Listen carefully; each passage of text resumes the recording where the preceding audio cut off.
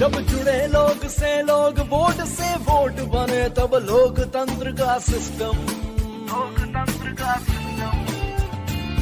मतदाता जुड़ते जाए बने तब ऐसा नया कनेक्शन। मतदाता जंक्शन, हैशटैग मतदाता जंक्शन। मतदाता जंक्शन, हैशटैग मतदाता जंक्शन।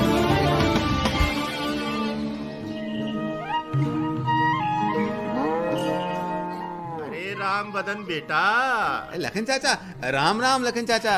अरे बेटा, तुम तो भारतीय सेना में हवलदार हो। जी चाचा। तुमने देश की खूब सेवा की है। ये तो मेरा सौभाग्य है चाचा। तुम तो पोस्टल बैलेट से मतदान करते होगे ना? हाँ चाचा, बिल्कुल। पिछले लोकसभा चुनाव के वक्त मैं भारत म्यांमार की सीमा पर तैनात था। चाचा क्या बताएं, मुझे लगा कि इस बार वोटिंग के वक्त गांव में रह नहीं पाएंगे, तो वोटिंग का मौका भी हाथ से गया। पर ये तो बताओ राम बदन कि पोस्टल बैलेट के माध्यम से मतदान कैसे किया था? देखिए चाचा, आप कंप्यूटर के बारे में तो जानते ही हैं ना? हाँ, थोड़ा बहुत तो जानता हूँ। तो बॉर्डर पर बैठे भी मुझे electronically transmitted postal ballot system से अपना बैलेट पेपर मिला। ईमेल से? हाँ, क्या बात है चाचा। मुझे अलग से पोस्ट से एक खास कोड भी दिया गया। वैसे ही जैसे एटीएम के साथ एक पिन मिलता है ना चाचा? हाँ हाँ हाँ, बिल्कुल वैसा ही पिन वाला एक लिफाफा आता है। उस कोड की मदद से मैंने अपना ईमेल से भेजा गया बैलेट डाउनलोड कर लिया। वाह! और फिर अपने पसंद के कैंडिडेट के नाम पर मुहर लगाकर अपने रिटर्निंग ऑफिसर के पास वापस भेज दिया। क्या बात है बेटा, तुमने तो चुनाव में ड्यूटी पर रहते हुए भी भाग ले लिया था। क्यों ना करता चाचा, ये भी तो हमारी ड्यूटी है। As a citizen, vote is must. इस मुल्क की तामीर में तेरा खून भी है, तेरी कुर्बानियां भी।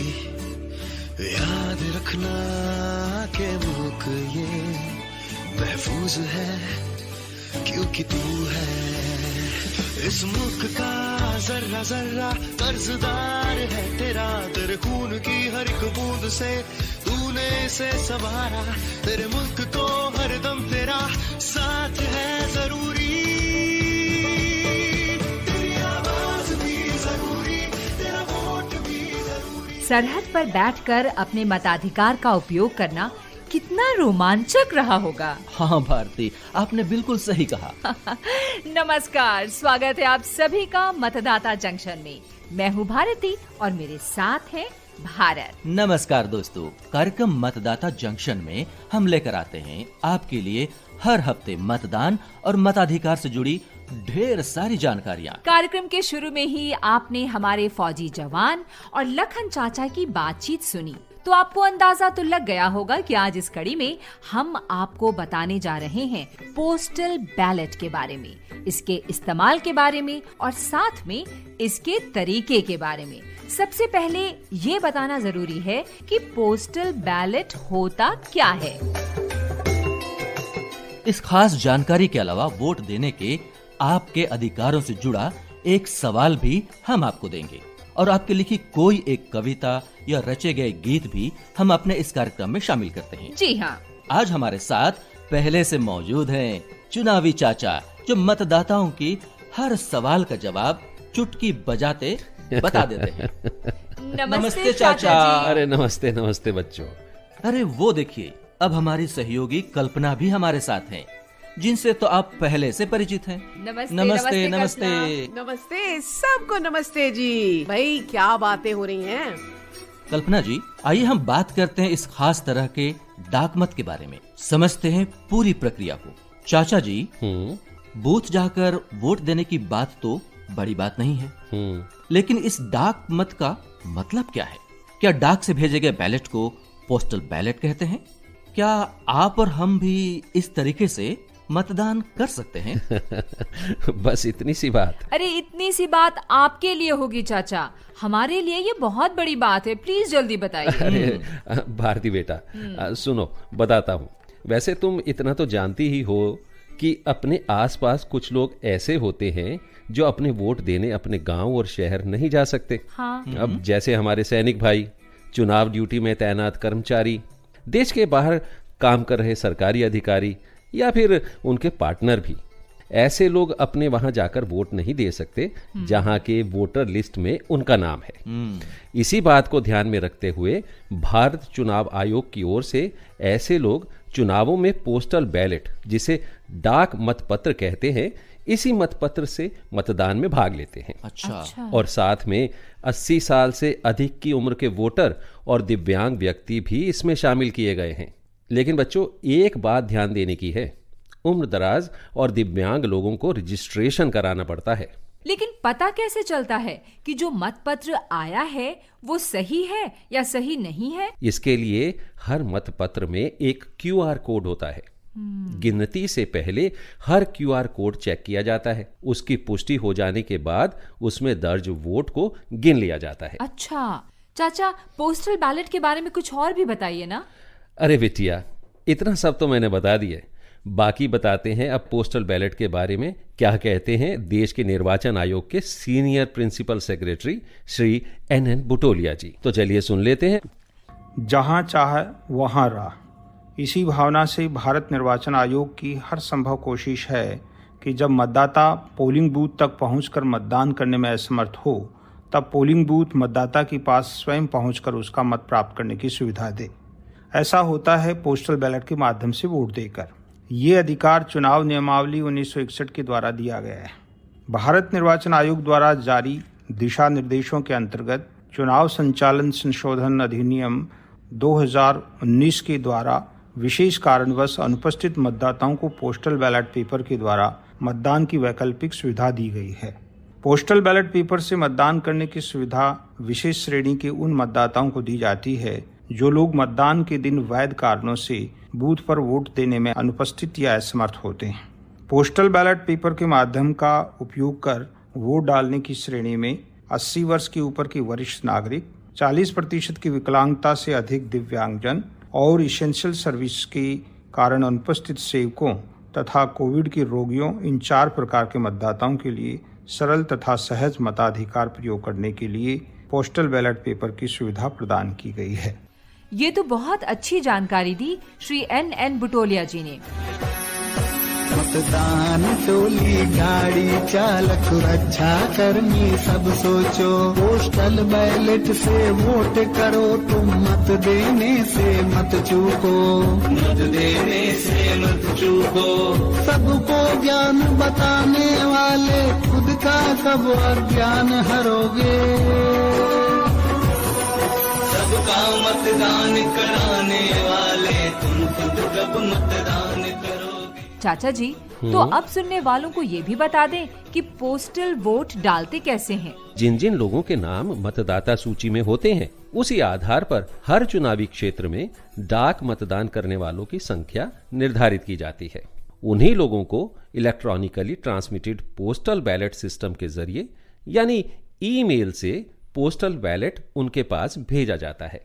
पहले डाक के जरिए ही वोट भेजा जाता था, लेकिन यह प्रक्रिया काफी धीमी होने से वोटिंग काफी कम होती है। इसी के चलते electronically transmitted postal ballot system का प्रचलन शुरू हुआ। पूरी प्रक्रिया बिल्कुल सुरक्षित और गोपनीय रहे, इसके लिए कोई प्रावधान है क्या? बिल्कुल है ना। जो ईमेल वोटर को भेजा जाता है उसे दिए गए पिन से खोला जाता है। इस तरह मतदाता द्वारा अपनी पसंद के उम्मीदवार को वोट देकर इस पोस्टल बैलेट को डाक या इलेक्ट्रॉनिक तरीके से वापस चुनाव आयोग के अधिकारी को लौटा दिया जाता है। अच्छा। वोटर जिस चुनाव क्षेत्र में वोट डालने के लिए योग्य है, उसका वोट उसी क्षेत्र की मतगणना में गिना जाता है। जी बिल्कुल। लेकिन चाचा, जिन इलाकों में मेल के जरिए पोस्टल बैलेट नहीं भेजा जा सकता है, वहां? अरे बेटा, वहां पर डाक के माध्यम से पोस्टल बैलेट भेजा जाता है। अच्छा। चाचा जी, पोस्टल बैलेट के लिए रजिस्ट्रेशन कैसे किया जाता है? देखो, अनुपस्थित मतदाता को खुद से जुड़े सारे जरूरी विवरण देते हुए फॉर्म 12D भरकर अपने इलाके के रिटर्निंग ऑफिसर को देना होता है। फॉर्म 12D आपके इलाके के BLO यानी कि बूथ लेवल ऑफिसर के पास मिलता है। इसे भरकर इसके साथ संबंधित सर्टिफिकेट भी अटैच करना होता है। अच्छा। जैसे कोई मतदाता पर्सन विद डिसेबिलिटी मतलब दिव्यांग श्रेणी के अंतर्गत आता है तो उसे अपने आवेदन के साथ विकलांग व्यक्तियों के अधिकार अधिनियम 2016 के तहत संबंधित सरकारी प्राधिकरण द्वारा प्राप्त विकलांगता प्रमाण पत्र की एक प्रति देनी होती है। और बीएलओ से फॉर्म 12D कब और कैसे लें? अभी देखो भारती बिटिया, नियम के अनुसार बीएलओ रिटर्निंग ऑफिसर द्वारा दी गई जानकारी के मुताबिक फॉर्म 12D वितरित करता है। अच्छा। इसके अलावा फॉर्म 12D की प्रति आयोग की वेबसाइट और संबंधित राज्य के चीफ इलेक्टोरल ऑफिसर की वेबसाइट से डाउनलोड की जा सकती है। 5 दिनों के अंदर आवेदन संबंधित रिटर्निंग ऑफिसर को देना होता है। और फॉर्म 12D जमा होने के बाद क्या होगा? फॉर्म 12D स्वीकार हो जाने के बाद इसकी जानकारी मान्यता प्राप्त राजनीतिक दलों के साथ साझा की जाती है। चाचा जी, कोरोना के मरीजों को कौन सी रियायत दी गई है? कोरोना संक्रमित व्यक्ति को अपने अस्पताल से मेडिकल सर्टिफिकेट बनवाकर रिटर्निंग ऑफिसर को देना होता है। और अब ये बताइए, पोस्टल बैलेट की गिनती का तरीका क्या है? जब भी किसी चुनाव में वोटों की गणना शुरू होती है ना बिटिया, तो सबसे पहले पोस्टल बैलेट की गिनती शुरू की जाती है और इसके बाद ईवीएम में दर्ज वोटों की गिनती होती है। आपने हमें पोस्टल बैलेट की बहुत बढ़िया जानकारी दी है चाचा जी, बहुत बहुत शुक्रिया। और अब बारी है श्रोताओं की भागीदारी की। बिल्कुल सही फरमाया भारती जी आपने। मतदान से जुड़े किसी भी विषय पर श्रोताओं के लिखे कोई गीत या उनकी कविता को हम अपने इस कार्यक्रम में शामिल करते हैं। उन्हीं की आवाज में रिकॉर्डेड 1 मिनट की ये प्रस्तुति मतदान और मतदान के अधिकारों को जानने के लिए हमें प्रेरित और उत्साहित करती हैं। इस बार हमारे निर्णायक टोली ने अहमदाबाद की कवयित्री प्रीति अज्ञात जैन की भेजी गई एक कविता का चयन किया है। आइए सुनते हैं उन्हीं की आवाज में। देश प्रथम है, इसी भावना का हम तुम सम्मान करें। सभी प्रश्न के हल होंगे जो मिलकर हम मतदान करें। तुम याद रखो कि परिवर्तन का दौर जहां भी आया, उस समय नागरिक ने मत दे अपना कर्तव्य निभाया। जब जागरूक हो मतदाता तो वही चुनौती लाता। हर एक वोट इस मतगणना में अपना धर्म निभाता।